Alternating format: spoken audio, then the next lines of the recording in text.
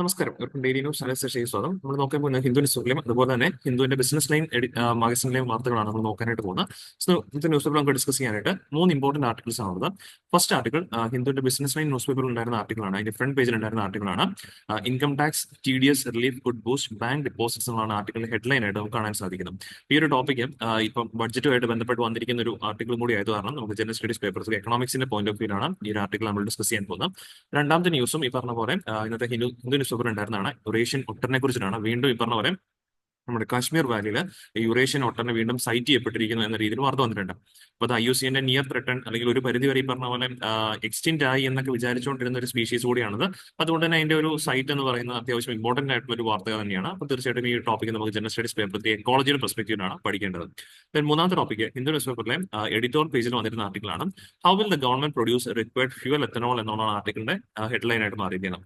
ഈ ഒരു ടോപ്പിക്കിന് വരാൻ കാരണം എന്ന് പറഞ്ഞു കഴിഞ്ഞാൽ കഴിഞ്ഞ ദിവസം നമ്മുടെ മിനിസ്ട്രി ഓഫ് റോഡ്വേസിന്റെ മിനിസ്റ്ററായ നിതിൻ ഗഡ്കരി അദ്ദേഹം ഈ പറഞ്ഞ പോലെ പറയുണ്ടായി അടുത്ത 1-2 മാസത്തിനുള്ളിൽ ഇന്ത്യ E20 എന്നുള്ള ഫ്യൂവൽ എമിഷൻ നോംസ് ഈ പറഞ്ഞ പോലെ അറ്റൈൻ ചെയ്യും എന്ന് പറഞ്ഞിട്ടുണ്ട്. ഈ പറഞ്ഞ പോലെ E20 എന്ന് പറഞ്ഞാലും ഇതിനു മുമ്പ് ഇപ്പൊ നിലവിൽ നമ്മൾ നടത്തിക്കൊണ്ടിരിക്കുന്ന E10 ആണ്. E10 എന്ന് പറഞ്ഞു കഴിഞ്ഞാൽ നമ്മുടെ ഫ്യൂവലിനകത്ത് മീൻസ് പെട്രോളിയം പ്രൊഡക്റ്റിനകത്ത് 10% ഈ പറഞ്ഞ പോലെ എത്തനോൾ ബ്ലെൻഡ് ചെയ്യുന്നതാണ് E10 പ്രോഗ്രാം എന്ന് പറയുന്നത്. E20 എന്ന് പറഞ്ഞാൽ 20% എത്തനോൾ ബ്ലെൻഡ് ചെയ്യുന്നുള്ളതാണ്. അപ്പോൾ അത് 2 മാസത്തിനുള്ളിൽ നടപ്പാകുമെന്നുള്ള അദ്ദേഹം പറയുന്നുണ്ട്. അപ്പൊ അതിലേക്കുള്ള എത്തനോൾ എങ്ങനെയായിരിക്കും ഗവൺമെന്റ് പ്രൊഡ്യൂസ് ചെയ്യുന്നത് എന്നതിനെ കുറിച്ചിട്ടാണ് എഡിറ്റോറിയൽ വന്നിരിക്കുന്നത്. ഈ ഒരു ടോപ്പിക്ക് ക്ലീനർ എൻവയോൺമെന്റ് എന്ന പെർസ്പെക്റ്റീവിലെ general studies paper 3 point of view അതുപോലെ ഗവൺമെന്റ് റിലേറ്റഡ് ഒക്കെ പോളിസി ആയതുകൊണ്ട് തന്നെ ജനറൽ സ്റ്റഡീസ് പേപ്പർ 2 ഗവേണൻസിന്റെ പെർസ്പെക്റ്റീവിലായിരിക്കും നമ്മൾ ഡിസ്കസ് ചെയ്യുന്നത്. ദെൻ ഈ ടോപ്പിക്ക് മൂന്നും ഡിസ്കസ് ചെയ്തതിനു ശേഷം ഇതിൽ ഒരു മോഡൽ MCQ സോൾവ് ചെയ്തായിരിക്കും നമ്മൾ സെഷൻ വൈൻഡ് അപ്പ് ചെയ്യുന്നത്. അപ്പൊ നമുക്ക് ടൈം കളയാണ്ട് സെഷൻ സ്റ്റാർട്ട് ചെയ്യാം. And this was first news. Income tax TDS relief to boost bank deposits by rupees 45,000 crore in financial year 26 എന്ന ആർട്ടിക്കിളിന്റെ ഹെഡ്ലൈൻ ആയിട്ട് മാറിയിരിക്കുന്നു. അതായത് കഴിഞ്ഞ ദിവസം നമ്മുടെ ഫിനാൻസ് മിനിസ്റ്റർ ബഡ്ജറ്റ് അവതരിപ്പിച്ച വേളയിൽ പറഞ്ഞ ഏറ്റവും പ്രധാനപ്പെട്ട ഒരു പ്രഖ്യാപനമായിരുന്നു. ഇനി മുതൽ അടുത്ത ഫിനാൻഷ്യൽ ഇയർ തൊട്ട് നമ്മൾ പുതിയൊരു ടാക്സ് സിസ്റ്റത്തിലേക്ക് ടാക്സ് കാൽക്കുലേഷൻ റേറ്റിലേക്ക് നീങ്ങുകയാണ്. അവിടെ ഈ പറഞ്ഞ പോലെ ഇപ്പൊ നമുക്ക് നിലവിൽ 7 ലക്ഷം രൂപ വരെ ഏൺ ചെയ്യുന്ന ആളുകൾക്കാണ് ടാക്സ് റിബേറ്റ് അവൈലബിൾ ആയിട്ടുള്ളത്. നമ്മൾ ഇന്നലെ എന്താണ് ടാക്സ് റിബേറ്റ് എന്നുള്ള കാര്യമൊക്കെ DNA ഡിസ്കസ് ചെയ്യുന്നുണ്ടായിരുന്നു. അപ്പൊ ഇന്നലെ നമ്മൾ പറഞ്ഞാണ് ഇന്നലെ വരെ അല്ലെങ്കിൽ കറന്റ് ഫിനാൻഷ്യൽ ഇയറിലെ ടാക്സ് എന്ന് പറയുന്നത് 7 ലക്ഷം രൂപ വരെ നമുക്ക് റിബേറ്റബിൾ ആണ്. ഇനി അടുത്ത ഫിനാൻഷ്യൽ ഇയർ തൊട്ടിട്ട് ആ ഒരു 7 lakhs ഉള്ള 12 lakhs റുപ്പീസ് ആയിട്ട് ഇൻക്രീസ് ചെയ്തിരിക്കുകയാണ്. വിച്ച് മീൻസ് ഒരു 5 lakh crore റുപ്പീസിന്റെ കൂടെ ഒരു അഡീഷണൽ ബെനിഫിറ്റ് ഇനി മുതൽ ജനങ്ങളിലേക്ക് കിട്ടാൻ പോകുന്നു എന്നുള്ളതാണ് വാർത്ത വന്നിരിക്കുന്നത്. അതായത് 7 മുതൽ 12 ലക്ഷം രൂപ വരെ ഏൺ ചെയ്യുന്ന ആളുകൾക്ക് ഇനി മുതൽ ഇൻകം ടാക്സ് പേ ചെയ്യേണ്ട കാര്യമില്ല. അടയ്ക്കുവാണെങ്കിൽ തന്നെ അത് കംപ്ലീറ്റ്ലി ഈ പറഞ്ഞ പോലെ 12 lakhsന് താഴെയാണ് നമ്മുടെ ഇൻകം എങ്കിൽ അത് റിബേറ്റ് ചെയ്ത് തിരികെ നമുക്ക് കിട്ടുന്നതായിരിക്കും. അപ്പൊ ഇങ്ങനെ ചെയ്യുന്നതിലൂടെ ശരിക്കും പറഞ്ഞാൽ ഗവൺമെന്റ് ഏകദേശം ഫോർഗോൺ ചെയ്യുന്ന ഒരു എമൗണ്ട് എന്ന് പറയുന്നത് 1 lakh crore റുപ്പീസ് ആണ്. ഗവൺമെന്റിലേക്ക് കിട്ടാമായിരുന്ന 1 ലക്ഷം കോടി രൂപയാണ് ഗവൺമെന്റ് അത് ഫോർഗോൺ ചെയ്യാൻ പോകുന്നത്. ഇത് എന്തിനാണ് ഗവൺമെന്റ് ഇങ്ങനെ ചെയ്തത് എന്നുള്ളതാണ് കൃത്യമായിട്ട് നമ്മൾ മനസ്സിലാക്കിയിരിക്കേണ്ടത്. ബിക്കോസ് ഇങ്ങനെയുള്ള പെർസ്പെക്റ്റീവൽ പോയിന്റുകൾ പ്രിലിംസിനുപരിയായിട്ട് മെയിൻസിലാണ് നമുക്ക് കൂടുതൽ ആവശ്യം വരുന്നത്. അല്ലാണ്ട് ഇപ്പം പ്രിലിംസിനകത്ത് എന്തുകൊണ്ട് ഇങ്ങനെ ഒരു കാര്യം ചെയ്തു എന്ന് പറഞ്ഞുകൊണ്ട് ചോദ്യം പറ്റില്ല. ബട്ട് നമുക്ക് മെയിൻസിന് കൂടുതൽ ആവശ്യമുണ്ട്. ഇങ്ങനെ ഒരു ബഡ്ജറ്റിലെ പ്രഖ്യാപനം എന്ത് ഇമ്പാക്ട് ആയിരിക്കും നമ്മുടെ അസറ്റ്സ് എക്കണോമിയിൽ ഉണ്ടാക്കാൻ പോകുന്നത് എന്നുള്ള രീതിയിലേക്ക് നമുക്ക് വാർത്തകൾ വരും. അപ്പൊ അതിലേക്ക് കിടക്കുമ്പോൾ ഞാൻ ആദ്യം ഡിസ്കസ് ചെയ്യാൻ പോകുന്ന ഒരു ടോപ്പിക് എന്ന് പറയുന്നത് CDR എന്ന് പറയുന്ന ഒരു ടെർമിനോളജിയെ കുറിച്ചിട്ടാണ്. CDR ഇവിടെ ഉദ്ദേശിക്കുന്ന ക്രെഡിറ്റ് ഡിപ്പോസിറ്റ് റേഷ്യോ. ബാങ്കുകളുടെ ഏറ്റവും പ്രധാനപ്പെട്ട ഒരു പോയിന്റ് ആണ് CDR എന്ന് പറയുന്നത്. അപ്പൊ ക്രെഡിറ്റ് ഡിപ്പോസിറ്റ് റേഷ്യോ എന്താണെന്ന് ചോദിച്ചു കഴിഞ്ഞാൽ total credits given by banks divided by total deposits received by bank ആണ്. അപ്പോൾ ബാങ്കിൽ കിട്ടിയ ഡിപ്പോസിറ്റ് നിന്ന് എത്ര ഭാഗം ക്രെഡിറ്റ് മീൻസ് ലോൺ എന്നാണ് പറയുന്നത്. അപ്പം എത്ര ഭാഗം ലോൺ ആയിട്ട് ബാങ്കുകൾ കൊടുത്തിട്ടുണ്ട് എന്ന് പറയുന്നതിന്റെ റേഷ്യോയുടെ പേരാണ് ക്രെഡിറ്റ് ഡിപ്പോസിറ്റ് റേഷ്യോ. ആക്ച്വലി ഈ റേഷ്യോ എന്ന് പറയുന്നത് ബാങ്കിങ് മേഖലയിൽ ഇമ്പോർട്ടന്റ് ആയിട്ടുള്ള ടെർമിനോളജിയാണ്. ബിക്കോസ് ഈ റേഷ്യോ നോക്കി നമുക്ക് പറയാൻ പറ്റും ബാങ്കുകളുടെ അവസ്ഥ എങ്ങനെയാണ്, അവരുടെ ലെൻഡിങ് എത്രത്തോളം ഉണ്ട് എന്നുള്ളതൊക്കെ മനസ്സിലാക്കാൻ പറ്റും. നിലവിൽ നമ്മുടെ രാജ്യത്തെ ബാങ്കുകളുടെ ലെൻഡിങ് അല്ലെങ്കിൽ ക്രെഡിറ്റ് ഡിപ്പോസിറ്റ് റേഷ്യോ എന്ന് പറയുന്നത് അപ്രോക്സിമേറ്റ്ലി അറൌണ്ട് 89% ആണ്. 89.5% ആണ് നിൽക്കുന്നത്. അപ്രോക്സിമേറ്റ്ലി 89 നമുക്ക് എടുക്കാം. 89% ആണ്. ഇത് ശരിക്കും പറഞ്ഞു കഴിഞ്ഞാൽ നല്ലതാണോ എന്ന് ചോദിച്ചു കഴിഞ്ഞാൽ ഒരർത്ഥത്തിൽ നോക്കുമ്പോൾ ഇപ്പം ബാങ്കുകൾ 89% എന്ന് പറയുമ്പോൾ 100 രൂപ ഡിപ്പോസിറ്റ് കിട്ടുന്ന സ്ഥാനത്ത് അവർ 89 രൂപ അതിൽ നിന്ന് എടുത്ത് ലോൺ കിട്ടുന്നുണ്ടെന്ന് പറയും. ഒരർത്ഥത്തിൽ നോക്കുമ്പോൾ ഇത് നല്ല കാര്യം നമുക്ക് വേണമെങ്കിൽ പറയാം. ബിക്കോസ് ബാങ്കുകൾ നല്ല രീതിയിൽ ലോൺ കൊടുക്കുന്നു. അപ്പൊ നല്ല രീതിയിൽ ലോൺ കൊടുത്താൽ മാത്രമേ ഉള്ളൂ ബാങ്കിന്റെ പ്രോഫിറ്റ് വർദ്ധിക്കുകയുള്ളൂ. അപ്പം ബാങ്കുകൾക്ക് നല്ല രീതിയിൽ പ്രോഫിറ്റ് കിട്ടാൻ ചാൻസ് ഉണ്ട്. എക്കണോമിയിലാണെങ്കിലും കൂടുതൽ ആളുകൾക്ക് പൈസ കിട്ടുന്നു. ഇങ്ങനെയൊക്കെയുള്ള നല്ലൊരു പോസിറ്റീവ് വശങ്ങൾ നമുക്ക് വേണമെങ്കിൽ പറയാം. പക്ഷേ ഇതിനകത്ത് ഒരുപാട് നെഗറ്റീവ് വശം കൂടെ മെയിൻലി നിൽക്കുന്നുണ്ട്. ബിക്കോസ് ഒരു എന്താ പറയുക മെയിൻലി ഒരു ക്രെഡിറ്റ് റിസ്ക് ഇവിടെ നമുക്ക് ഫീൽ ചെയ്യേണ്ടതായിട്ട് വരും. ബിക്കോസ് ബാങ്കുകളുടെ കാര്യത്തിൽ ഇവർ ലെൻഡ് ചെയ്യാന്ന് പറഞ്ഞു കഴിഞ്ഞാൽ കിട്ടിയ 100 രൂപ ഇപ്പൊ ഞാൻ ഇവിടെ എഴുതിയപ്പോൾ 89 രൂപ എന്ന് പറഞ്ഞാൽ അല്ലെങ്കിൽ 89% എന്ന് പറഞ്ഞു, നിങ്ങൾ ഓട്ടോമാറ്റിക്കലി മനസ്സിൽ ചിന്തിച്ച് കാണുമായിരിക്കും എങ്കിൽ പിന്നെ എന്തുകൊണ്ട് ബാങ്കുകൾക്ക് കിട്ടിയ ഡിപ്പോസിറ്റ് മുഴുവനായിട്ടും ലെൻഡ് ചെയ്ത് കൂടാം? 100 രൂപ ഡിപ്പോസിറ്റ് കിട്ടിയിട്ടുണ്ടെങ്കിൽ 100 രൂപ എന്തുകൊണ്ട് ബാങ്കുകൾക്ക് ലെൻഡ് ചെയ്ത് കൂടാ എന്ന് ചോദിച്ചേക്കാം. പക്ഷെ ഒരിക്കലും അങ്ങനെ ഒരു ബാങ്ക് ചെയ്യാൻ പാടില്ല. കാരണം എന്ന് പറഞ്ഞു കഴിഞ്ഞാൽ ഈ ഡിപ്പോസിറ്റ് കൊടുക്കുന്ന പറയുമ്പോൾ, ഡിപ്പോസിറ്റ് മേടിക്കുക എന്ന് പറയുമ്പോൾ യൂഷ്വലി ഷോർട്ട് ടേമിലേക്കായിരിക്കും അല്ലെ. ഇപ്പൊ നമ്മളാണെങ്കിൽ എന്തെങ്കിലും ഡിപ്പോസിറ്റ് കൊണ്ട് ബാങ്കിൽ ഇടുന്നുണ്ടെങ്കിൽ, deposit in the sense I mean FDs എന്തെങ്കിലും കൊണ്ട് ഇടുന്നുണ്ടെങ്കിൽ 1 വർഷം 2 വർഷം അങ്ങനെയൊക്കെയുള്ള ചെറിയ ടൈം പീരിയഡിലേക്കാണ് ആളുകൾ കൂടുതലും ഈ പറഞ്ഞ പോലെ, മജോറിറ്റി കൂടുതൽ ഈ പറഞ്ഞ പോലെ എഫ് ഡിസ് ഇൻവെസ്റ്റ് ചെയ്യാറുള്ളത്. വളരെ ചുരുക്കമൊക്കെയാണ് കൂടുതലും 5 വർഷം 10 വർഷം അത്രയും ലെങ്തിയർ ആയിട്ടുള്ള ഒരു ടൈം പീരിയഡിലേക്ക് ഇൻവെസ്റ്റ് ചെയ്യുന്നത്. മജോറിറ്റി എന്ന് പറയുന്നത് ഈ ഷോർട്ട് ടേമിലേക്കാണ്, which is approximately 1 or 2 years ആണ് കൂടുതൽ ഇടാറുള്ളത്. അപ്പൊ ബാങ്കിലേക്ക് കിട്ടുന്ന ഡിപ്പോസിറ്റ്സ് എല്ലാം തന്നെ കൂടുതലും ഷോർട്ട് ടേം ആണ്. എന്നാൽ ബാങ്ക് കടം കൊടുക്കുന്നതിന് വർഷം നോക്കിയേ, ലോങ് ടേം ആയിട്ടാണ് കൂടുതലും ബാങ്കുകൾ കടം കൊടുക്കുന്നത്. ഉദാഹരണം പറയുകയാണെങ്കിൽ ഹൗസിംഗ് ലോണുകൾ. ഹൗസിംഗ് ലോൺ എന്നൊക്കെ പറഞ്ഞു കഴിഞ്ഞാൽ 10-15 വർഷത്തേക്കൊക്കെയാണ് പലപ്പോഴും ഹൗസിംഗ് ലോൺസ് ഒക്കെ ആൾക്കാർ എടുക്കുക. അല്ലെങ്കിൽ വാഹന ലോണുകളൊക്കെ ആണെങ്കിൽ 4-5 വർഷം അത്രയൊക്കെയാണ്, ലോങ്ങർ ടെന്യൂർ വെച്ചിട്ടാണ് പലപ്പോഴും ആളുകൾ ഇത്തരത്തിൽ ലോണുകൾ എടുക്കുന്നത്. അപ്പോൾ ഡിപ്പോസിറ്റ് എന്ന് പറയുന്നത് ഷോർട്ട് ടേമുമാണ്. നേരെ തിരിച്ച് ബാങ്ക് ഈ പൈസ എടുത്ത് കൊടുക്കുന്നതായിക്കോട്ടെ ലോങ് ടേമിലേക്കാണ് കൊടുക്കുന്നത്. അപ്പൊ ഇവിടെ ഒരു മിസ്മാച്ച് വരാം. മിസ്മാച്ച് എന്ന് പറഞ്ഞു കഴിഞ്ഞാൽ ഇപ്പൊ ഇന്ന് ഒരാൾ കൊണ്ട് ഡിപ്പോസിറ്റ് ഇട്ടു, ആളുടെ പൈസ എടുത്തിട്ട് ലോങ് ടേമിലേക്കാണ് ലോൺ കൊടുത്തിരിക്കുന്നത്. 1 വർഷം കഴിയുമ്പോഴേക്കും ഈ ഡിപ്പോസിറ്റ് ഇട്ട ആൾ വന്ന് പൈസ തിരികെ ചോദിക്കും. അപ്പൊ ഓട്ടോമാറ്റിക്കലി ബാങ്ക് പൈസ കൊടുക്കാൻ ബാധ്യസ്ഥനാണ്. ഇല്ലെങ്കിൽ എന്ത് സംഭവിക്കും? ബാങ്കിൽ ലിക്വിഡിറ്റി ക്രൈസിസ് വരും. ബാങ്ക് പൂട്ടി പോകുന്ന സിറ്റുവേഷനിലേക്കൊക്കെ പോകാനുള്ള ചാൻസസ് ഉണ്ട്. അപ്പൊ ഇങ്ങനെ വരാതിരിക്കാനായിട്ട് കിട്ടുന്ന ഡിപ്പോസിറ്റിൽ നിന്നെല്ലാം തന്നെ ഒരു സർട്ടൺ എമൗണ്ട് ബാങ്ക് അവരുടെ ലിക്വിഡിറ്റിക്ക് വേണ്ടിയിട്ട് മാറ്റി വെക്കണം. ലിക്വിഡിറ്റി ഇൻ ദ സെൻസ് എന്തെങ്കിലും ഒരു ക്രൈസിസ് വരുമ്പോൾ എടുത്ത് ഉപയോഗിക്കാനായിട്ട്. അതായത് പെട്ടെന്ന് ഒരു ഡിപ്പോസിറ്റ് വന്നിട്ട് പൈസ പിൻവലിക്കുകയാണ്, അപ്പൊ ആ സമയത്ത് അദ്ദേഹത്തിന് പൈസ കൊടുക്കാൻ പറ്റണം. അങ്ങനെ ഒരു ക്രൈസിസ് സിറ്റുവേഷൻ നേരിടാൻ വേണ്ടിയിട്ടാണ് ബാങ്കുകൾ റിസർവ്സ് കീപ്പ് ചെയ്യണം. വിച്ച് ഇസ് നത്തിങ് ബട്ട് ഈ കിട്ടുന്ന ഡിപ്പോസിറ്റിൽ നിന്ന് എടുത്ത് വെക്കേണ്ടതാണ് റിസർവ്സ് എന്ന് പറയുന്നത്. അതിനെയാണ് നമ്മൾ ക്ലാസ്സിൽ ക്യാഷ് റിസർവ് റേഷ്യോ ആയിട്ടും അതുപോലെ സ്റ്റാറ്റ്യൂട്ടറി ലിക്വിഡിറ്റി റേഷ്യോ ആയിട്ടും, അതായത് CRR ഉം SLR ഒക്കെ ആയിട്ട് ബേസിക്കലി പഠിക്കുന്നത്. ഇപ്പം നമ്മുടെ നാട്ടിൽ CRR ഉം SLR ഉം കൂടെ ചേർത്ത് വെച്ച് കഴിഞ്ഞാൽ ഇറ്റ് ഈസ് അപ്രോക്സിമേറ്റ്ലി 22% ഉണ്ട്, അപ്രോക്സിമേറ്റ്ലി 22% ഉണ്ട്. അപ്പൊ അതായത് ഉദ്ദേശിക്കുന്ന 100 രൂപ ബാങ്കിന് കിട്ടിക്കഴിഞ്ഞു കഴിഞ്ഞാൽ, ഡിപ്പോസിറ്റ് ആയിട്ട് കിട്ടിക്കഴിഞ്ഞാൽ അതിൽ 22 രൂപ റിസർവ്സ് ആയിട്ട് മാറ്റി വെക്കണം. പോയിട്ട് എത്ര മാത്രമേ അവർക്ക് കടം കൊടുക്കാൻ പറ്റുള്ളൂ? 78% മാത്രമേ കടം കൊടുക്കാനായിട്ട് ശരിക്കും പറഞ്ഞാൽ പറ്റത്തുള്ളൂ. പക്ഷേ ഇന്ത്യയിലെ ബാങ്കുകളുടെ അവസ്ഥ എത്രയാണ്? ഇവർ 89% കടം കൊടുക്കുന്നുണ്ട്. വിച്ച് മീൻസ് റിസർവ് കഴിഞ്ഞിട്ട് ബാങ്കുകളിൽ ഉണ്ടാകേണ്ടിയിരുന്ന പൈസയെക്കാളും ഏകദേശം പറയുകയാണെങ്കിൽ 11 രൂപ എക്സ്ട്രാ ഇവർ കയറി ലോൺ കൊടുക്കുന്നുണ്ട്. ഇത് ശരിക്കും പറഞ്ഞു കഴിഞ്ഞാൽ ഇവർ എവിടെ നിന്നായിരിക്കും ഈ 11 രൂപ കിട്ടിയിട്ടുണ്ടാവുക എന്ന് ചോദിച്ചു കഴിഞ്ഞാൽ ബാങ്കിന്റെ ക്യാപിറ്റലൊക്കെ യൂട്ടിലൈസ് ചെയ്തിട്ടായിരിക്കും. ബിക്കോസ് റിസർവ്സിനകത്ത് കുറവ് വരുത്താൻ പറ്റത്തില്ല. റിസർവ്സിനകത്ത് കുറവ് വരുത്തി കഴിഞ്ഞാൽ ഇപ്പം 22 രൂപ 22% റിസർവ് ആക്കി കീപ്പ് വെക്കേണ്ടത്. അതിനകത്ത് വേരിയേഷൻ വരുത്തി കഴിഞ്ഞാൽ ആർ ബിക്ക് വേണമെങ്കിൽ ആ ബാങ്കിന്റെ ഈ പറഞ്ഞ പോലെ എന്താ പറയാ, നടപടികളൊക്കെ എടുക്കാനായിട്ട് സാധിക്കും. അവർക്ക് ലൈസൻസ് റദ്ദാക്കുന്ന രീതിയിലേക്കുള്ള നടപടികളൊക്കെ എടുക്കാനായിട്ട് സാധിക്കും. അപ്പൊ ഈ 11 രൂപ പോയിട്ടുണ്ടാവുക കൂടുതലും ബാങ്കിന്റെ ക്യാപിറ്റലിൽ നിന്നായിരിക്കും. അവരുടെ സ്വന്തം പൈസ, അതായത് ആ ടൈം ഓഫ് ക്രൈസിസിന് വേണ്ടിയിട്ട് സൂക്ഷിച്ചു വെക്കുന്നതാണ് ഈ ക്യാപിറ്റൽ എന്ന് പറയുന്ന കാര്യം. അപ്പൊ അതൊക്കെ എടുത്ത് ബാങ്ക് ഇപ്പോൾ ലോൺ കൊടുക്കുന്നുണ്ട് to make more and more profits. Bank നോക്കുമ്പോൾ നാട്ടിലെ ആൾക്കാർക്ക് എല്ലാം ലോണിന് ആവശ്യമുണ്ട് അല്ലെ. നമ്മുടെ നാട്ടിൽ ഇപ്പം സേവിങ്സ് റേറ്റ് കുറഞ്ഞുകൊണ്ടിരിക്കുകയാണ്, ക്രെഡിറ്റിന്റെ അവൈലബിലിറ്റിക്ക് ഇങ്ങനെ കൂടിക്കൊണ്ടിരിക്കുകയാണ്. ക്രെഡിറ്റ് ആവശ്യമായിട്ട് ഒരുപാട് പേരുണ്ട്, എന്നാൽ ആരും തന്നെ സേവിങ്സിലേക്ക് അധികം പോകുന്നില്ല. അപ്പോൾ ബാങ്ക് നോക്കുമ്പോൾ ആൾക്കാർക്കെല്ലാം ഈ പറഞ്ഞ പോലെ പൈസയ്ക്ക് ആവശ്യമുണ്ട്, ലോണിന് ആവശ്യപ്പെട്ട് നടക്കുകയാണ് ആളുകൾ. ഈ സമയത്ത് ബാങ്കുകൾക്ക് ഈ സാഹചര്യം എന്ന് പറഞ്ഞാൽ ബാങ്കിന് സന്തോഷമാണ്. ബിക്കോസ് ആളുകൾ കൂടുതൽ പൈസയ്ക്കായിട്ട് അലഞ്ഞു തിരിഞ്ഞ് നടക്കുമ്പോഴേക്കും അവർക്ക് ചോദിക്കുന്ന പൈസയിൽ മേ ബി ആൾക്കാർ എടുക്കും. അത്രയും ഹൈ റേറ്റിൽ വരെ ആളുകൾ എടുക്കാനായിട്ട് സന്നദ്ധരായി നിൽക്കുന്ന ഒരു ടൈം പീരീഡ് ആയിരിക്കും. അപ്പൊ ഇവിടെ ഈ ഒരു സാഹചര്യം യൂട്ടിലൈസ് ചെയ്ത് കഴിഞ്ഞാൽ ബാങ്കുകൾക്ക് കൂടുതൽ പ്രോഫിറ്റബിൾ ആകാനായിട്ട് സാധിക്കും.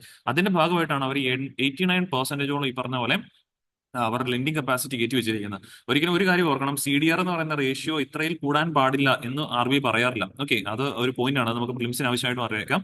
CDR എന്ന് പറയുന്ന ആ ഒരു റേഷ്യോ 75% ആകാൻ പാടുള്ളൂ, അല്ലെങ്കിൽ it should not be more than 90%. അങ്ങനെയൊന്നും RBI പറഞ്ഞിട്ടില്ല.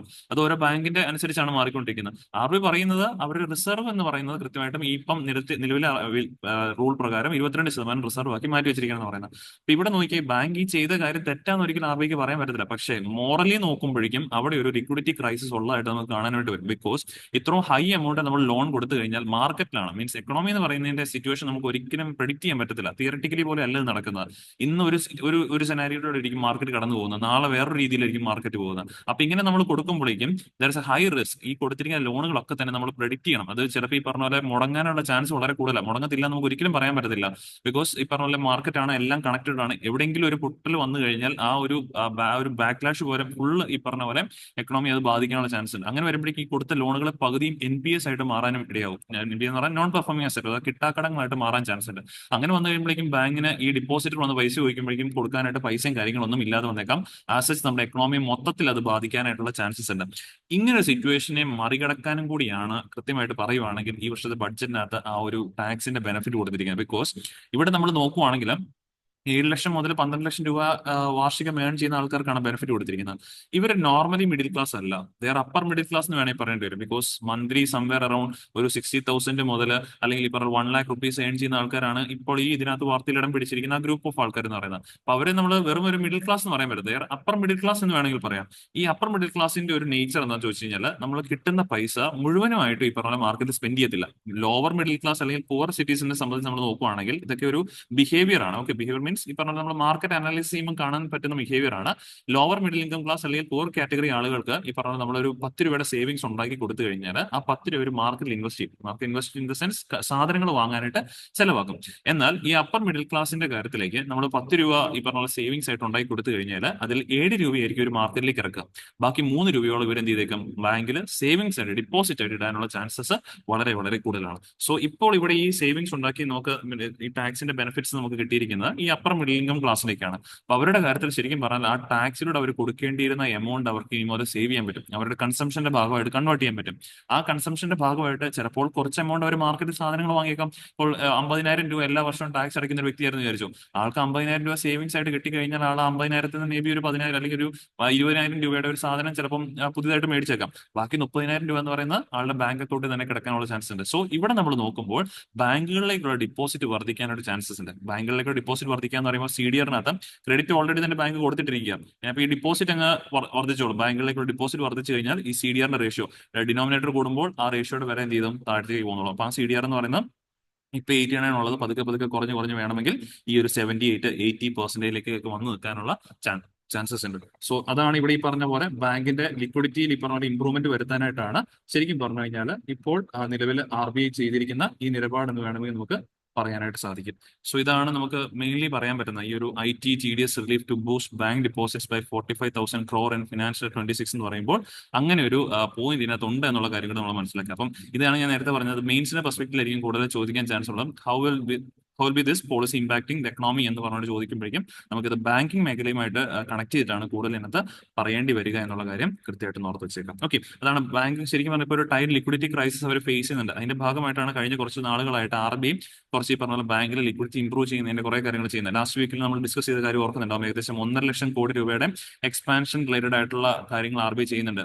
സെക്യൂരിറ്റീസ് മുഖാന്തരവും അല്ലെങ്കിൽ ഈ പറഞ്ഞ പോലെ വേരിയബിൾ റിപ്പോ റേറ്റിലൂടെ ഒക്കെ തന്നെ നമ്മൾ ഡിസ്കസ് ചെയ്തിട്ടുണ്ടായിരുന്നു നേരത്തെ ക്ലാസ്സിൽ. അപ്പൊ അതൊക്കെ ഇതിന്റെ ഭാഗമാണ് എന്നുള്ള കാര്യം, ബാങ്കിന്റെ ലിക്വിഡിറ്റി ഇംപ്രൂവ് ചെയ്യാനായിട്ടുള്ള കാര്യങ്ങളാണെന്നുള്ള കാര്യം ജസ്റ്റ് ഒന്ന് മനസ്സിലാക്കി വെച്ചേക്കും. ഓക്കെ, ഇതിലേക്കുള്ള തിയറി പോർഷൻസ് ആണ് ഇപ്പോൾ ഞാൻ ഇവിടെ എഴുതിയിരിക്കുന്നത്. ഇപ്പൊ നമ്മൾ ഓൾറെഡി ഡിസ്കസ് ചെയ്ത കാര്യമാണ് എന്താണ് ക്രെഡിറ്റ് പോസ്റ്റ് റേഷ്യോ എന്ന് പറഞ്ഞു കഴിഞ്ഞാൽ. അത് ഈ പറഞ്ഞ finance metric use to assess a bank's liquidity by comparing its total loans to total deposits for the same period. നമ്മൾ ഓൾറെഡി പറഞ്ഞ കാര്യമാണ്. അതുകൊണ്ട് ഞാൻ വീണ്ടും വീണ്ടും ഈ പറഞ്ഞ പോലെ ഇത് റിപ്പീറ്റ് ചെയ്യുന്നില്ല, ബിക്കോസ് നമ്മുടെ ടൈം വളരെ പ്രഷ്യസ് ആയതുകൊണ്ട് വീണ്ടും ഇതാക്കുന്നില്ല കേട്ടോ. ഓക്കെ, പക്ഷെ ഇതിനകത്ത് ഒരു കാര്യം ഓർത്തിരിക്കണം, ഈ ഒരു point factors influencing credit post ratio എന്ന് പറയുമ്പോൾ ആ റേഷ്യോയ്ക്ക് അത് ഇംപ്രൂവ്മെന്റ് വരുത്താനാണ്. ലോൺ ഡിമാൻഡ് കൂടിക്കഴിഞ്ഞാൽ ആ ക്രെഡിറ്റ് റേഷ്യോ ഈ പറഞ്ഞ മുകളിലേക്ക് പോകും, ഇൻക്രീസ് ആവും. ലോൺ ഡിമാൻഡ് കുറഞ്ഞു കഴിഞ്ഞാൽ ആ ക്രെഡിറ്റ് റേഷ്യോ താഴത്തേക്ക് നീങ്ങാനുള്ള ചാൻസസ് ഉണ്ട്. അതുപോലെ എക്കണോമിക് കണ്ടീഷൻസും അതിനകത്ത് ഇമ്പോർട്ടന്റ് ആണ്. ബിക്കോസ് ഈ കാര്യങ്ങൾ പ്രിലിംസിന് ഓർത്തിരുന്നേക്കാം. എക്കണോമിക് കണ്ടീഷൻസ് അനുസരിച്ച് CD റേഷ്യോ മാറാനുള്ള ചാൻസസ് ഉണ്ട്. ബിക്കോസ് കൂടുതൽ ലോൺ ആളുകൾ ആവശ്യപ്പെടുമ്പോഴേക്കും CD റേഷ്യോ ഇൻക്രീസ് ആവും. കുറച്ച് ലോൺ അധികം കണ്ടു കഴിഞ്ഞാൽ CD റേഷ്യോ താഴത്തേക്ക് പോയേക്കാം. ഇനി CD റേഷ്യോ ഈ പറഞ്ഞ പോലെ ഹൈ ആണ്, നിലവിലെ CD റേഷ്യോ ഹൈ ആണ് നമ്മൾ പറഞ്ഞതിനകത്ത് ബാങ്കുകളുടെ കാര്യത്തിൽ. ഐ മീൻ 89% ഉള്ളതാണ്. അത്രയും വരുമ്പോഴേക്കും ഒരു ഇംപ്ലിക്കേഷൻസ് ഒക്കെയാണെന്ന് ചോദിച്ചാൽ, ഒന്ന് ബാങ്കിന്റെ പ്രോഫിറ്റബിലിറ്റി ഇംപ്രൂവ് ആവും, അതൊരു പോയിന്റ് ആണ്. പക്ഷേ ഏറ്റവും പ്രധാനമായിട്ട് പറയുകയാണെങ്കിൽ റിസ്ക് എക്സ്പോഷർ കൂടും. കാരണം ഒത്തിരി ലോൺ കൊടുത്തു കഴിഞ്ഞാൽ ഇതെല്ലാം NPA ആകാനുള്ള ചാൻസ് ഉണ്ട്. സോ റിസ്ക് എക്സ്പോഷർ കൂടും. പിന്നെ ബാങ്കിൽ ലിക്വിഡിറ്റിയുടെ റിസ്ക്കും ഉണ്ടാകാനുള്ള ചാൻസ് വളരെ വളരെ കൂടുതലാണ്. സോ അത്രയാണ് ആ ഒരു ആർട്ടിക്കിളിൽ നമ്മൾ കൃത്യമായിട്ടും എക്സാം റിലേറ്റഡ് ആയിട്ട് പഠിക്കാനുണ്ടായിരുന്നത്. ദെൻ രണ്ടാമത്തെ ആർട്ടിക്കിളാണ് rare Eurasian otters resurface in Kashmir valley എന്നുള്ളതാണ് ആർട്ടിക്കിളിലെ ഹെഡ്ലൈൻ ആയിട്ട് മാറിയിരിക്കുന്നത്. അതായത് ഇത് ഞാൻ തുടക്കത്തിൽ ഒന്ന് പറഞ്ഞിട്ടുണ്ടായിരുന്നു, ഈ ഒരു സ്പീഷിയെ ആക്ച്വലി പറഞ്ഞ പോലെ ഇത് എക്സ്റ്റിന്റ് ആണ് എന്ന് വളരെ വിലയിരുത്തിയ ഒരു സ്പീഷിയാണ്. കാരണം കുറെ നാളുകളായിട്ട് ഇതിനെക്കുറിച്ചൊരു മീൻസ് ഇതിനൊരു സൈറ്റോ കാര്യങ്ങളോ ഒന്നും തന്നെ കിട്ടിയിട്ടുണ്ടായിരുന്നില്ല. സോ അങ്ങനെയാണ് കഴിഞ്ഞ ദിവസം ഈ പറഞ്ഞ പോലെ കശ്മീർ വാലിയിൽ ഈ ഒരു യുറേഷ്യൻ ഒട്ടറിന്റെ ഒരു സൈറ്റ്, ഒരു വീഡിയോ ഫുട്ടേജ് കിട്ടുന്നത്. അപ്പൊ അങ്ങനെ ഈ പറഞ്ഞ പോലെ ഈ ഒരു ആനിമൽ സ്പീഷി വീണ്ടും വാർത്തയിൽ ഇടം പിടിച്ചിരിക്കുകയാണ്. സോ എന്തൊക്കെയാണ് നമുക്ക് എക്സാം റിലേറ്റഡ് ഇതിൽ നിന്ന് പഠിക്കാനുള്ളത് നോക്കാം. So first and foremost Eurasian otter എന്ന് പറഞ്ഞാൽ ഓൾസോ നോൺ ആസ് യുറേഷ്യൻ ഓട്ടറിന്റെ മറ്റു പേരുകളാണ് European otter, Eurasian river otter, common otter, old world otter, semi aquatic, okay, ഇങ്ങനെയൊക്കെ പല പേരുകൾ അറിയപ്പെടുന്ന സെയിം സ്പീഷീസ് തന്നെയാണ്. It's a semi aquatic carnivorous ആയിട്ടുള്ള മാമൽ ആണെന്നുള്ള കാര്യം ഓർക്കുക. നേറ്റീവ് ടു യുറേഷ്യ, അങ്ങനെയാണ് അതിന്റെ പേരും അങ്ങനെ കണക്ട് ചെയ്ത് കിട്ടിയിരിക്കുന്നത്. ദെൻ ഇതിന്റെ ഡിസ്ട്രിബ്യൂഷൻ നമ്മൾ അറിഞ്ഞിരിക്കണം. So it's widest distributions of all palearctic mammals ആണ് ഇത്. Spanning countries in the middle ഈസ്റ്റിന് കാണാൻ സാധിക്കും, യൂറോപ്പില്, northern Africa, across to eastern Russia, China and Asian countries ഇവിടങ്ങളിലൊക്കെ തന്നെ ഇതിനെ കാണാൻ സാധിക്കുന്നതാണ്. ഇന്ത്യയിൽ പ്രധാനമായിട്ടൊക്കെ കാണപ്പെടുന്നത് നോർത്തേൺ റീജിയനിൽ, നോർത്ത് ഈസ്റ്റിൽ, സദേൺ ഇന്ത്യ. ഓക്കെ, ഇപ്പൊ സദേൺ ഇന്ത്യ എന്ന് പറയുമ്പോൾ നമ്മുടെ കേരളത്തിൽ ഇപ്പം ചിന്നാർ വൈൽഡ് ലൈഫ് സാഞ്ചുറിയിലും ഇതിനെ സ്പോട്ട് ചെയ്യാറൊക്കെയുണ്ട്. സോ അങ്ങനെ പറഞ്ഞത് ഇന്ത്യയിലെ ഈ യുറേഷ്യൻ ഓട്ടറിന്റെ ഒരു എന്താ പറയാ ഒരു ഡിസ്ട്രിബ്യൂഷൻ എന്ന് പറഞ്ഞു കഴിഞ്ഞാൽ നോർത്തേൺ ഇന്ത്യ ഭാഗം, നോർത്ത് ഈസ്റ്റേൺ ഭാഗം ആൻഡ് സദേൺ ഇന്ത്യ ഭാഗം ഇവിടങ്ങളിലാണ് കൂടുതലും കാണപ്പെടാറുള്ള കാര്യം കൃത്യമായിട്ടൊന്ന് മനസ്സിലാക്കി വെച്ചേക്കാം. ഓക്കെ, അതുകൊണ്ടാണ് ഇന്നിപ്പം സ്പോട്ട് ചെയ്തിരിക്കുന്നത് നോർത്തേൺ പ്രദേശത്താണ്, മീൻസ് കശ്മീർ വാലിയിലാണ് കൂടുതലായിട്ട് ഇന്നിപ്പം സ്പോട്ട് ചെയ്തിരിക്കുന്നത്. ഇനി എക്സാമിലറുടെ പ്രിലിംസിന്റെ സ്പെസിഫിക്കായിട്ട് ഈ പോയിന്റ് ആണ് ആവശ്യമുള്ളത്. ഇതിന്റെ IUCN സ്റ്റാറ്റസ്, IUCN എന്ന് പറയുമ്പോൾ international union for conservation of nature status പ്രകാരം നിയർ ത്രെട്ടൻഡ് ആണ് സ്പീഷീസ്. ഓക്കെ, അതായത് ശ്രദ്ധിക്കേണ്ടത് തന്നെയാണ്, അത്ര ഇമ്പോർട്ടൻസ് ഉണ്ട്. അതുകൊണ്ട് തന്നെയാണ് നമ്മുടെ വൈൽഡ് ലൈഫ് പ്രൊട്ടക്ഷൻ ആക്ട് 1972 പ്രകാരം ഷെഡ്യൂൾഡ് 2 പെടുത്തിയിരിക്കുന്നത്. ഷെഡ്യൂൾ 1 ആണ് ഏറ്റവും കൂടുതൽ ഇമ്പോർട്ടൻസ് ഉള്ളത്, അതിന് തൊട്ട് താഴെ അതുപോലെ തന്നെ പ്രാധാന്യമുള്ളതാണ് ഷെഡ്യൂൾ 2 യൂറേഷ്യൻ ഓട്ടർ എന്നുള്ള കാര്യം ഓർക്കുക. ഇനി സൈറ്റ്സ് ഇന്റർനാഷണലി അവൈലബിൾ ആയുള്ള സ്പീഷീസ് ആയതുകൊണ്ട് സൈറ്റ്സ് എന്ന് പറയുമ്പോൾ convention on international trade on endangered species ആണ്. അപ്പൊ സൈറ്റ്സിന്റെ പ്രൊട്ടക്ഷൻ സ്റ്റാറ്റസ് പ്രകാരം അപ്പൻഡിക്സ് 1 ഹൈലി പ്രൊട്ടക്റ്റഡ് ആണ്. അത്ര പ്രൊട്ടക്ഷൻ സ്റ്റാറ്റസ് ഉള്ള ഒരു ജീവി കൂടിയാണ് ഈ ഒരു യുറേഷ്യൻ ഓട്ടർ എന്നുള്ള കാര്യം കൂടി കൃത്യമായിട്ട് ഓർത്ത് വെച്ചേക്കാം കേട്ടോ. ഈ പോയിന്റ് പ്രിലിംസിനായിട്ട് പ്രത്യേകമായിട്ട് ഓർത്തിരിക്കാം. അതുപോലെ ഡിസ്ട്രിബ്യൂഷൻ, ഇന്ത്യയിലെ ഡിസ്ട്രിബ്യൂഷൻ കൂടുതലായിട്ട് north and north east and southern ഇന്ത്യയിലാണെന്നുള്ള കാര്യം മറക്കാതെ ഓർത്ത് വെച്ചേക്കാം. ഇനി നമ്മൾ ലാസ്റ്റ് ആർട്ടിക്കിലേക്ക് മൂവ് ചെയ്യാണ്. Hindu news paper editorial page article ആണ്. How will the government produce the required fuel ethanol എന്നുള്ളതാണ് ആർട്ടിക്കിളിന്റെ ഹെഡ്ലൈൻ ആയിട്ട് മാറിയിരിക്കുന്നത്. അപ്പോൾ ഈ ആർട്ടിക്കിൾ വരാൻ കാരണമായ കാര്യം ഞാൻ നേരത്തെ പറഞ്ഞിട്ടുണ്ടായിരുന്നു. നമ്മുടെ union minister of roadways Nitin Gadkari അദ്ദേഹം പറഞ്ഞൊരു കാര്യമുണ്ട്. India will achieve its target of 20% ethanol blending. ഈ 20% എത്തനോൾ ബ്ലെൻഡിങ്ങിനെയാണ് നമ്മൾ E20 എന്ന് ബേസിക്കലി പറയപ്പെടുന്നത്. E20 എന്നുള്ള ടാർഗറ്റ് നമ്മൾ ഈ പറഞ്ഞ പോലെ, അതായത് ഇപ്പം നമ്മൾ 100 ലിറ്റർ പെട്രോളിൽ എടുക്കുമ്പോഴേക്കും അതിനകത്ത് 20% ശരിക്കും പറഞ്ഞു കഴിഞ്ഞാൽ എത്തനോൾ ആയിരിക്കും. അതാണ് E20 എന്ന് ബേസിക്കലി പറയുവാണെങ്കിൽ. ആ ഒരു ടാർഗറ്റ് നമ്മൾ നെക്സ്റ്റ് 2 മന്ത്സ് കൊണ്ട് അറ്റൈൻ ചെയ്യുമെന്നാണ് പറയുന്നത്, which is here ahead of what was original plan. നമ്മൾ ശരിക്കും പ്ലാൻ ചെയ്ത് അടുത്ത വർഷത്തേക്ക് ഇത് എത്തിക്കുക എന്നുള്ളതായിരുന്നു. പക്ഷേ നമ്മൾ ഒരു വർഷം മുമ്പ് തന്നെ ആ ഒരു ടാർഗറ്റ് അറ്റൈൻ ചെയ്യാൻ പോകുന്നു എന്നുള്ളതാണ് അതിന്റെ ഒരു മീൻസ് ഒരു ഗുഡ് ന്യൂസ് ആയിട്ട് നമുക്ക് പറയേണ്ടത്. കറന്റ് നമ്മൾ E10 ആണ് ഇപ്പോൾ ഓടിക്കൊണ്ടിരിക്കുന്നത്. ഇപ്പോൾ പുതിയ വാഹനങ്ങളൊക്കെ നിങ്ങൾ കണ്ടിട്ടുണ്ടാവും, പെട്രോൾ ടാങ്കിന്റെ അവിടെ E10 എന്ന് എഴുതിയിരിക്കുന്ന ഒരു ശ്രദ്ധിച്ചിട്ടുണ്ടാവും. അത് E10 എന്ന് പറയുമ്പോഴേക്കും 10% മിക്സ് ആക്കിയിട്ടുള്ള എത്തനോൾ ബ്ലെൻഡ് ആക്കിയിട്ടുള്ള പെട്രോൾ ഉപയോഗിക്കാൻ പറ്റുന്ന തരത്തിൽ മോഡിഫൈ ചെയ്തിട്ടുള്ള എഞ്ചിനാണ് ആ വാഹനങ്ങളിൽ എന്നുള്ളതാണ് ഉദ്ദേശിക്കുന്നത്. ഇപ്പം പുതിയതായിട്ട് ലേറ്റസ്റ്റ് ആയിട്ട് ഇറങ്ങുന്ന വാഹനങ്ങൾ E20 എന്നൊക്കെ പറയുന്നതാണ്. E20 എന്ന് പറഞ്ഞാൽ ആ എഞ്ചിനകത്ത് 20% എത്തനോൾ മിക്സ് ചെയ്തിട്ടുള്ള പെട്രോളിനെയും അത് ഉപയോഗിക്കാൻ സാധിക്കുമെന്നാണ് ഉദ്ദേശിക്കുന്നത്. അപ്പൊ എനിവേ നമ്മൾ E20 കംപ്ലീറ്റ്ലി മാറി കഴിയുമ്പോഴേക്കും നമുക്ക് ഇനി മുതൽ പെട്രോളിന്റെ കൂട്ടത്തിൽ എത്തനോൾ ബ്ലെൻഡ് ചെയ്യണല്ലോ. എന്തിനാണ് ഇത് ചെയ്യുന്നതെന്ന് ചോദിച്ചു കഴിഞ്ഞാൽ പെട്രോളിന്റെ ഉപയോഗം കുറയ്ക്കാനായിട്ട്, വിച്ച് മീൻസ് പെട്രോളിന്റെ കൺസപ്ഷൻ നമുക്ക് താരതമ്യം കുറയ്ക്കാൻ പറ്റും. കാരണം 100 ലിറ്റർ എടുക്കുമ്പോഴേക്കും അതിനകത്ത് 80 ലിറ്റർ മതി പെട്രോൾ, ബാക്കി 20 ലിറ്റേഴ്സ് എന്ന് പറയുമ്പോൾ ഈ എത്തനോൾ ആയിരിക്കും. അപ്പൊ അങ്ങനെ നമുക്ക് പെട്രോളിയം പ്രൊഡക്ട്സിന്റെ ഇറക്കുമതി താരതമ്യം കുറയ്ക്കാൻ പറ്റും. അങ്ങനെ വരുമ്പോൾ നമ്മുടെ ഇമ്പോർട്ട് ബില്ല് നല്ല രീതിയിൽ കുറയ്ക്കാനായിട്ടൊക്കെ സഹായിക്കുന്ന ഒരു ഘടകം കൂടിയാണ്. പക്ഷേ ഇതിനകത്തൊരു വെല്ലുവിളി എന്തായിരിക്കും എന്ന് വെച്ച് കഴിഞ്ഞാൽ നമ്മൾ E20 കംപ്ലീറ്റ്ലി മാറി കഴിയുമ്പോൾ ഇനി തൊട്ടിട്ട് ആനുവലി നമുക്ക് 1100 crore ലിറ്റേഴ്സ്, അതായത് 1100 കോടി ലിറ്റർ ഓഫ് എത്തനോൾ നമുക്ക് എല്ലാ വർഷവും ആവശ്യമായിട്ട് മാറിയേക്കാം. ഇത് ചെറിയൊരു എമൗണ്ട് അല്ല, ഇത്രയും വലിയ തോതിൽ ഈ പറഞ്ഞ നമുക്ക് എത്തനോൾ ഇനി മുതൽ ആവശ്യമായിട്ട് മാറിയേക്കാം. ഇത് പറയുമ്പോഴാണ് നമ്മൾ അടുത്ത കാര്യം അറിയേണ്ടത്. ഇത് പ്രിലിംസിന് ആവശ്യമാണ്. നിലവിൽ നമുക്ക് ഈ പറഞ്ഞ പോലെ ഏറ്റവും ലേറ്റസ്റ്റ് ആയിട്ടുള്ള ടെക്നോളജി എന്ന് പറയുന്ന എത്തനോൾ ഉണ്ടാക്കുന്ന ഫോർത്ത് ജനറേഷൻ ആണ്. അത് വളരെ ബ്രേക്ക് ത്രൂ ആയിട്ടുള്ള ടെക്നോളജിക്കൽ എക്സാമ്പിൾസ് ആണ്. പൈറോളിസിസിലൂടെയും solar to fuel, engineered algae, gasification, ഈ മാർഗ്ഗങ്ങൾ ഉപയോഗിക്കുന്നതിലൂടെ ഉണ്ടാകുന്ന എത്തനോളിനെയാണ് ഫോർത്ത് ജനറേഷൻ എത്തനോൾ എന്ന് ബേസിക്കലി വിശേഷിപ്പിക്കുന്നത്. അത് ബ്രേക്ക് ത്രൂ എത്തനോൾസ് ആണ്, വളരെ കണ്ടുപിടുത്തതാണ്. ഇനി അതിന്റെ തൊട്ട് പുറകിലുള്ളതാണ് തേർഡ് ജനറേഷൻ. അത് ആൽഗൽ ബയോമാസ് ഉപയോഗിച്ചിട്ടാണ്, മീൻ മൈക്രോ ആൽഗയും ഒക്കെ തന്നെ ഉപയോഗിച്ച്, മൈക്രോയും മാക്രോ ആൽഗയും ഉപയോഗിച്ചിട്ട് ജനറേറ്റ് എത്തനോൾസ് തന്നെയാണ് ആൽഗൽ ബയോമാസ് എത്തനോൾ എന്ന് അറിയപ്പെടുന്നത്. തേർഡ് ജനറേഷൻ എത്തനോൾ അറിയപ്പെടുന്നത്. ഇനി അതിന്റെ താഴത്തേക്കുള്ളതാണ് സെക്കൻഡ് ജനറേഷൻ, നോൺ എഡിബിൾ ആയിട്ടുള്ള ബയോമാസ്. നോൺ എഡിബിൾ ആയിട്ടുള്ള ഫുഡ് ഗ്രെയിൻസ് അല്ലാത്തവയിൽ നിന്നും ഉത്പാദിപ്പിക്കുന്നത്, വുഡിൽ നിന്നും, സ്ട്രോ, ഗ്രാസ്, വേസ്റ്റ് ഐറ്റംസ് എന്നൊക്കെ തന്നെ ഉൽപ്പാദിക്കുന്ന എത്തനോളാണ് സെക്കൻഡ് ജനറേഷൻ എത്തനോൾ എന്ന് അറിയപ്പെടുന്നത്. ഇനി ഫസ്റ്റ് ജനറേഷൻ എന്ന് പറയുന്നത് എഡിബിൾ ബയോമാസ് ആണ്. അതായത് നമ്മൾ ആഹാര പദാർത്ഥമായിട്ട് ഉപയോഗിക്കുന്ന വസ്തുക്കളിൽ നിന്നും എത്തനോൾ ഉൽപ്പാദിപ്പിക്കുന്നത്. ഉദാഹരണമായി sugar beet, sugar cane, wheat corn. അപ്പൊ വീറ്റ് കോൺ എന്നൊക്കെ പറഞ്ഞാൽ നമ്മൾ ആഹാരത്തിനായിട്ട് ഉപയോഗിക്കുന്നതാണ്. അപ്പൊ അതിൽ നിന്നും ഉണ്ടാക്കുന്ന എത്തനോൾ എന്ന് പറയുന്ന പേരാണ് edible biomass ethanol or the first generation ethanol. ഇന്ത്യയിലെ നിലവിൽ നമ്മൾ ഉൽപ്പാദിപ്പിക്കുന്ന എത്തനോൾ എന്ന് പറയുന്നത് കംപ്ലീറ്റ്ലി ഈ ഫസ്റ്റ് ജനറേഷൻ എത്തനോൾ ആണ്. അപ്പൊ ഇതാണ് നമുക്ക് ഏറ്റവും വലിയ വെല്ലുവിളിയായിട്ട് മാറിയിരിക്കുന്നത്. ഇപ്പൊ നമ്മൾ E20 മാറി കഴിയുമ്പോഴേക്കും നമുക്ക് 1100 കോടി ലിറ്റർ പറഞ്ഞ എത്തനോൾ എല്ലാ വർഷവും ആവശ്യമായിട്ട് മാറിയേക്കാം. അപ്പൊ നമ്മൾ ഈ മാർഗത്തിൽ ഫസ്റ്റ് ജനറേഷൻ എത്തനോൾ മാത്രം ഉപയോഗിച്ച് ഇതെല്ലാം നിർമ്മിക്കാൻ പോയി കഴിഞ്ഞാൽ there will be an acute shortage for food in our country. അപ്പൊ നമ്മുടെ രാജ്യത്തെ ഫുഡ് സെക്യൂരിറ്റി അത് ബാധിക്കാനായിട്ടുള്ള ചാൻസ് ഉണ്ട്. എസ്പെഷ്യലി വീറ്റ് എന്നൊക്കെ പറയുന്നത് നമുക്ക് കൂടുതൽ ആവശ്യമുള്ളത് തന്നെയാണ്. അപ്പോൾ നമ്മുടെ രാജ്യത്തെ ഫുഡ് സെക്യൂരിറ്റി ബാധിക്കാൻ ചാൻസ് ഉണ്ട് എന്നുള്ളതാണ് ഓർത്തിരിക്കുക. അപ്പൊ അതിനൊക്കെ എങ്ങനെ മറികടക്കണം എന്നുള്ളതാണ് മെയിൻലി നമ്മൾ ഡിസ്കസ് ചെയ്യുന്നത്. സോ എനിവേ ഈ ഒരു 4 പോയിന്റ്, ഈ 4 ജനറേഷൻ എന്താണെന്നുള്ള കാര്യം പ്രിലിംസിന് അറിഞ്ഞിരിക്കണേ. ഇനി അടുത്ത് ഞാൻ നേരത്തെ ഒന്ന് പറഞ്ഞ കാര്യമാണ് water source of ethanol production India. ഇന്ത്യയിൽ ശരിക്കും പറഞ്ഞാൽ എത്തനോൾ പ്രൊഡ്യൂസ് ചെയ്യുന്ന ഫസ്റ്റ് ജനറേഷൻ എത്തനോൾ ആണ് പ്രൊഡ്യൂസ് ചെയ്യുന്നത്. അതുകൊണ്ട് തന്നെ ഷുഗർ കെയിൻ മൊളാസസ്, ഗ്രാസസ് എന്ന് പറയുന്ന ഷുഗർ മാനുഫാക്ചറിംഗിൽ ഈ പറഞ്ഞ പോലെ നമ്മുടെ ഒരു ബൈ പ്രോഡക്റ്റ് ആണ്, അതിൽ നിന്നാണ് പ്രധാനമായിട്ട് ഉണ്ടാക്കുന്നത്. However to meet higher blending targets government has allowed the use of food grains like, അത് നമ്മൾ പണ്ട് ഷുഗർ കെയിൻ ആണ് ഉത്പാദിപ്പിച്ചുകൊണ്ടിരുന്നത്. പക്ഷേ കൂടുതൽ എത്രത്തോളം നമുക്ക് ആവശ്യമാകുന്നതിന്റെ ഭാഗമായിട്ട് ഗവൺമെന്റ് ഇപ്പോൾ ഫുഡ് ഗ്രെയിൻസിൽ നിന്നും എത്തനോൾ ഉത്പാദിപ്പിക്കാനുള്ള അനുമതി കൊടുത്തിരിക്കുകയാണ്. ബീസിൽ നിന്നും, അതുപോലെ damage food grains, rice available with organisation F സിയുടെ കൈവശമുള്ള റൈസ്, ഇതിൽ നിന്നൊക്കെ വെച്ചിട്ടാണ് നമ്മളിപ്പോൾ നിലവിൽ എത്തനോൾ ഉത്പാദിപ്പിക്കുന്നത്. എന്തിനാണ് ഇപ്പം ഈ പറഞ്ഞ രീതിയിൽ റൈസ് ഉപയോഗിക്കുന്നതെന്ന് ചോദിച്ചു കഴിഞ്ഞാൽ, ഈ എത്തനോൾ ഉത്പാദനം 20% ബൈ 2025 നമ്മൾ ടാർഗറ്റ് വെച്ചിട്ടുണ്ടായിരുന്നു. ആദ്യം 2026 പക്ഷേ 2025 റിവൈസ് ചെയ്തിട്ടുണ്ടായിരുന്നു. ഇത്രയും വെക്കണമെങ്കിൽ നമുക്ക് ഒരുപാടധികം എത്തനോൾ ഉത്പാദിപ്പിക്കണം. അത് ഷുഗർ കെയിനിൽ നിന്നും മാത്രം പറ്റത്തില്ല. അതിനും കൂടെ വേണ്ടിയിട്ടാണ് നമ്മൾ ഫുഡ് ഗ്രെയിൻസ് ആയ റൈസിൽ നിന്നൊക്കെ തന്നെ എടുത്ത് എഫ് സിയുടെ കയ്യിൽ സ്റ്റോക്ക് ചെയ്തിരിക്കുന്ന റൈസിലൊക്കെ ഉപയോഗിച്ച് നമ്മൾ എന്ത് ഉത്പാദിക്കാൻ ശ്രമിക്കുന്ന, എത്തനോൾ ഉത്പാദിപ്പിക്കാൻ ശ്രമിക്കുന്ന, for meeting the higher blending targets എന്നുള്ള കാര്യം ഓർത്ത് വെച്ചേക്കുന്നത്. അപ്പോൾ ഇങ്ങനെ ചെയ്യുമ്പോഴേക്കും what are the concerns related to food security India regarding the ethanol production എന്ന് ചോദിച്ചു കഴിഞ്ഞാൽ, the diversion of water to crops like sugarcane, because നമ്മൾ ഇതിന്റെ ഭാഗമായിട്ട് ഒരുപാട് ഷുഗർ കെയിൻ ഈ കൾട്ടിവേറ്റ് ചെയ്യേണ്ടതായിട്ട് വരും. കാരണം അതിന്റെ പ്രൈസ് ഒക്കെ നല്ല രീതിയിൽ കിട്ടുമ്പോഴേക്കും ഫാമേഴ്സ് കൂടുതൽ കൃഷി ചെയ്യും.